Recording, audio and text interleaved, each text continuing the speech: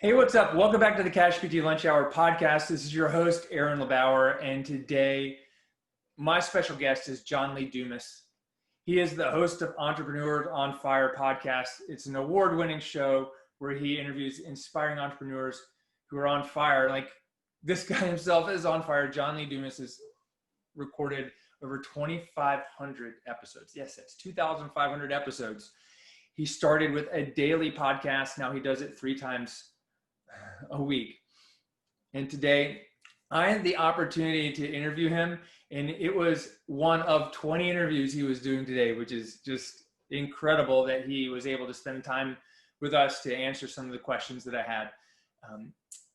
He is someone that has a podcast that does over 1 million listens or downloads a month. Certainly he's generating plenty of income and revenue in a business.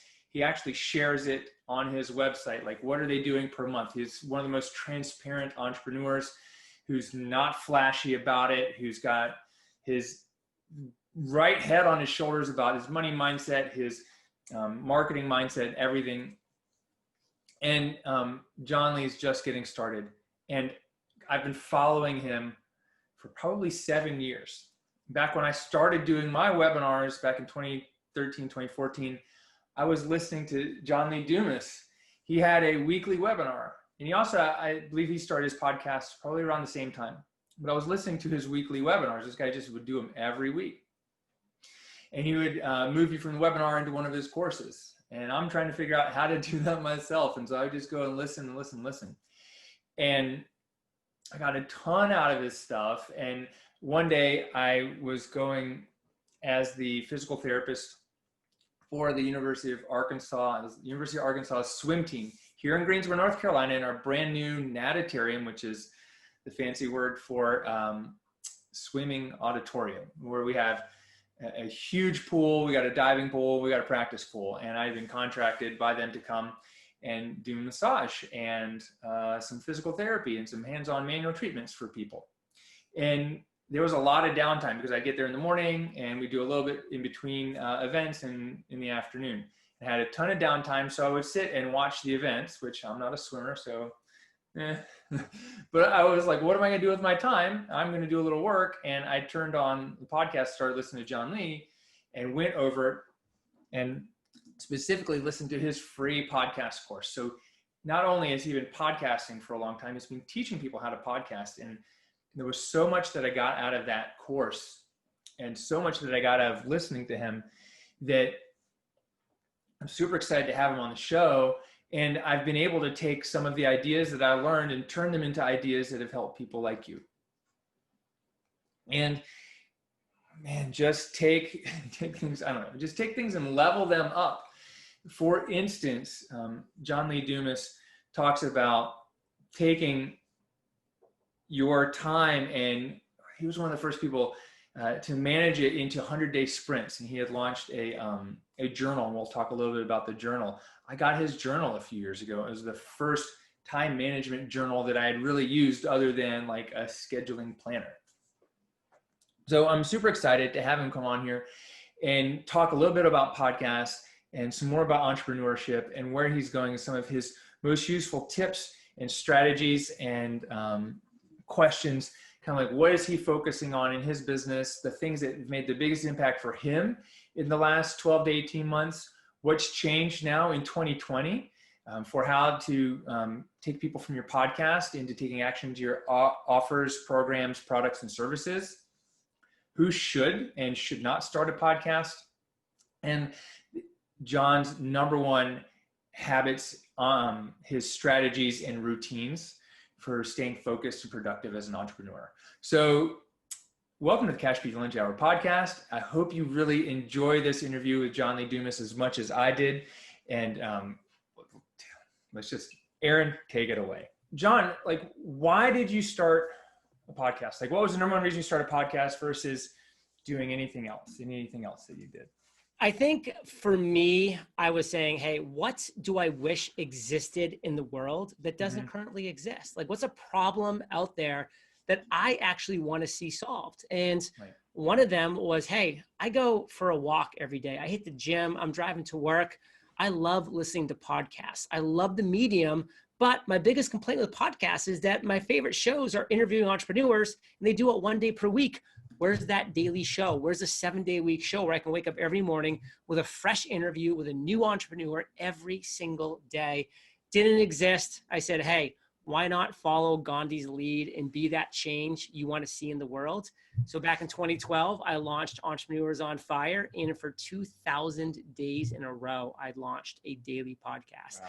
Back in 2018, I shifted to 3 days per week. So, I've got all the time in the world now. That's awesome. What's the number one lesson that you've learned or thing that you've changed about yourself from interviewing thousands of people on your podcast? Being productive and what that actually means. So many people are busy. Like, how are you? How are you doing? Oh, I'm so busy. But then you're wondering, well, why does that person never get anything done or nothing done of value? Why are they always struggling financially or just with life in general? It's because they're busy, but they're not being productive. Being productive means producing the right content. Mm-hmm. Every day, I produce the right content. That's my focus. And I've learned that from all the interviews with successful entrepreneurs. That's amazing. What's one thing you would do now, like 2020? Like things have changed in the world. It's completely different. So is there anything that you would do now to move people from your podcast into taking action into your programs or offers that maybe you would do differently in the past? So one thing that I do right now that works unbelievably well, that I wish I started from day one, is I end every one of my shows with one of 8 different calls to action. Mm-hmm. So I have 8 funnels that all, are about completely different things. And at the end of each episode, I am giving a call to action for one of those funnels. An example would be, all right, you just heard myself and Aaron on a podcast. And if you said to yourself, it'd be cool to start my own podcast. Well, I got something for you. It's called freepodcastcourse.com. It's free. It'll teach you how to create and launch your podcast. And I just want you to have it as a gift from me to you. So visit freepodcastcourse.com. That's an example of one call to action I have at the end of my show that gets people into a funnel that then at the end of that funnel offers up Podcaster's Paradise, which of course is my paid podcasting community. So that's an example of how I use my show to get people into my world. That's awesome. That's awesome. I've been through that free podcast course a few years back. It was really amazing. So, and you've inspired me to make some changes and do some different things in my groups. So I appreciate it. So what's made the biggest impact for your own podcast in the last year? Like what outside, whether influence or idea or something, like what's made the biggest change for you in running your own podcast? So I'd say the biggest shift is that I went through a very major, complete flip of my interview flow. And this was a little over a year ago, but it was within that range where I was like, you know what? I'm actually going to turn my podcasts into audio masterclasses. Mm-hmm. So for 2,000 episodes in a row, I had essentially the same questions. I had, what's your biggest failure? What's your aha moment? What's exciting you right now? And then I had 6 lightning round questions. Now I bring on people who are number one in their specific niche, in their specific vertical, and I have them essentially teach a masterclass on that topic. So that's been the shift that I've kind of gone through with my show over the past year or two. And it's really kind of revitalized me from, somebody who really enjoyed it, but essentially I was asking the same 6 questions every single episode, to now like I'm really going deep on experts in the industry on their area of expertise. That's awesome. Are you spending more time in each episode or same amount of time that you used to be spending to do that? Typically about 50% longer are the episodes. Wow. Is there something that you would recommend or do for someone has a podcast that's more of like a national or international audience versus someone who might have like a brick and mortar business for a local, very specific geographic audience? So for those that have a very geographically specific audience, local, brick and mortar, I say good for you, because you're actually going to be in a niche and you have a chance to succeed. For those people that are doing like an international show, I'm going to say, watch out. Like you're going up against some tough competition. You're going to have a really hard time gaining traction because podcasting is red smoking hot right now, like red hot, like as red as your beard hot. And that's really red.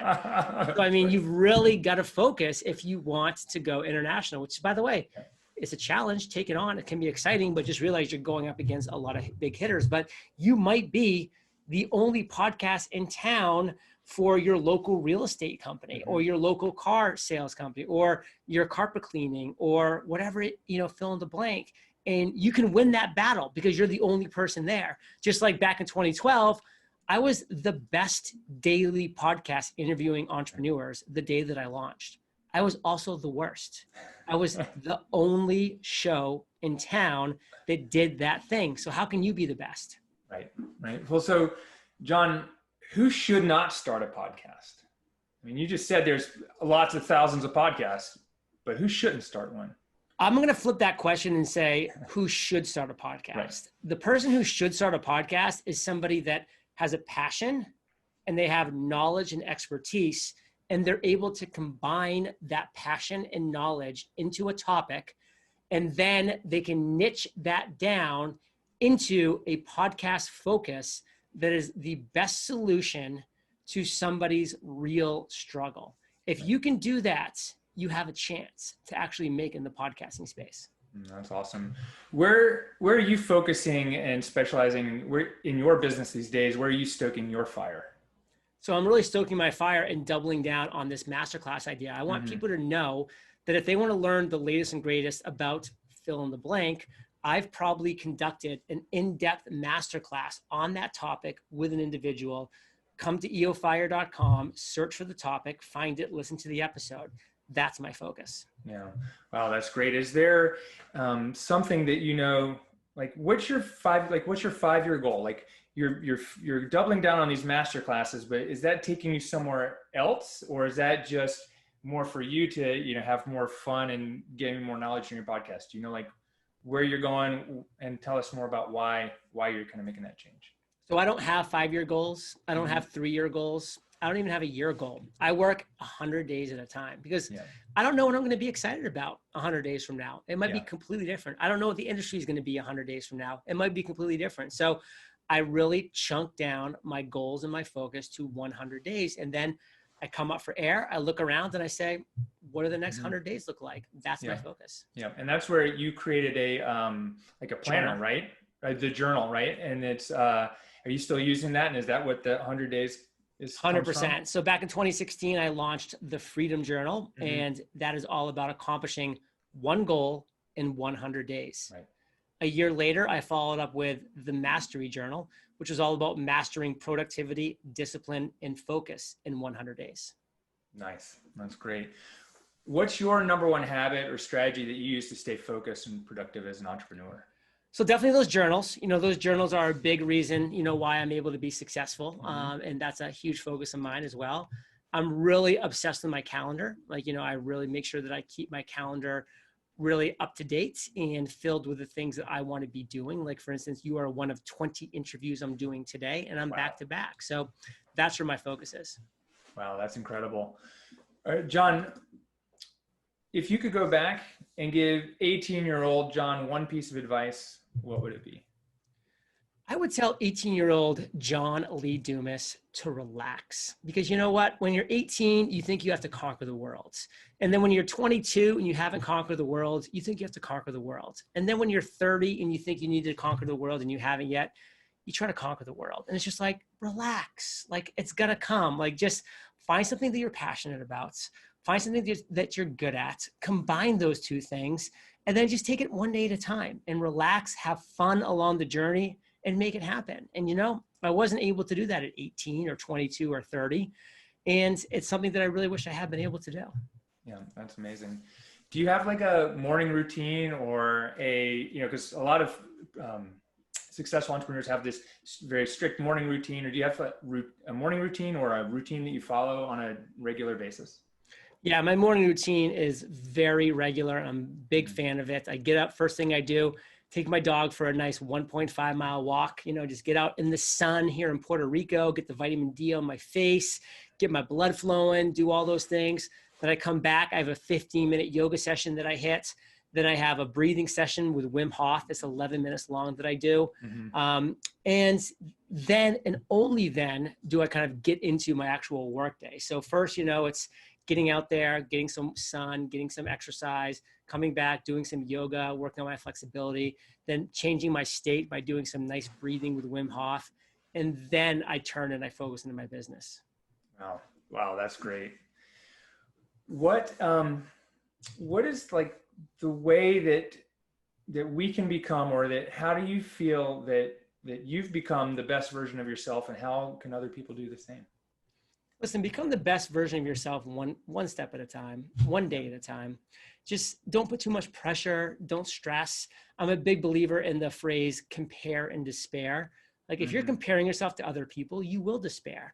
Like I've been very successful now for 8 years. 7 of those years, my business has been generating over $1 million of net profit.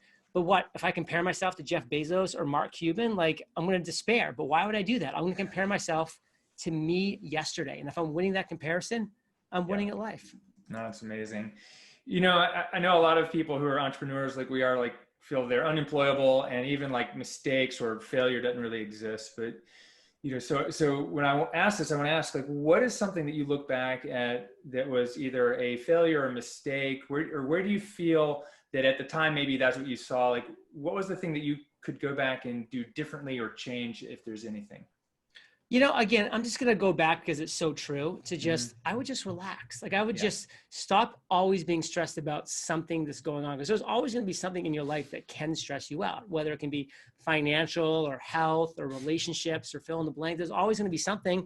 And yes, it's important to, you know, overcome those things step by step, but just relax and realize this too shall pass. Like this too shall pass. Like that's something you should be saying to yourself when you're crushing it. So you recognize that, you know what, I'm not always going to be crushing it. Like this too shall pass. But then also when you're at the dark and the low moments, like this too shall pass. Right. That's great.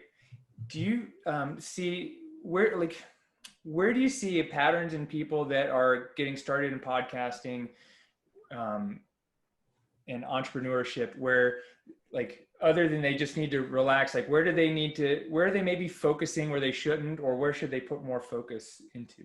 Well, what they're doing is and I'm speaking for the majority, not for everybody, of course, they are just seeing who's crushing it out there, and then they're copying them. So they're becoming a weak, pale imitation of other successful podcasts. And the reality is we don't need weak, pale imitations of other podcasts.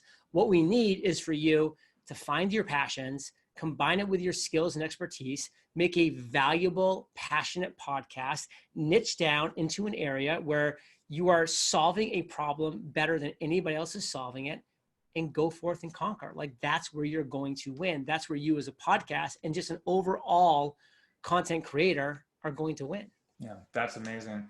Well, the only last thing I want to say is I've seen your pictures of your home on Instagram, and in Puerto Rico, you got all the solar panels and everything. Like that looks amazing. Was there, aside from just wanting to move there, was there something that you did or changed that allowed you to kind of like be wherever you wanted to be? Because I know you were in San Diego when I first started following you. Like, was there a reason you moved other than just wanting to, or is there something that changed for you that is like, hey, I can get out of here and go do something special? Well, listen, you know? San Diego's an amazing place to live. It's perfect for a lot of reasons, but one reason where it's not perfect is taxes. Right. California is horrendous when it comes to taxes. So I moved from California, the worst place to live for taxes, to the best place for taxes, which is Puerto Rico, where you pay a flat 4% tax rate. Nice. No state tax, no federal tax, 4%. Wow. And it's beautiful too, huh? And it's paradise. That's great. So Podcasters Paradise is in paradise now, right? All right, John, thank you so much. Where's the best place for people to reach out to find you? All the magic for us happens at eofire.com. And of course, I would love if you checked out my podcast, Entrepreneurs on Fire. And it was fun hanging out today. Yeah, it was great. Thanks so much. I really appreciate your time. Adios, brother. All right. So thank you so much for listening to the Cash PT Lunch Hour podcast today. I hope you enjoyed the interview with John Lee Dumas. It was truly inspiring to me, and I'm excited to hear your big takeaways and insights from this episode. It was jam-packed, and John is an amazing guest. He is able to answer his questions like boom, boom, boom. I think part of that was because he used to do like a rapid fire section on his podcast. And so what I would really love to hear from you today is, what were your number one insights and your number one takeaways from the podcast.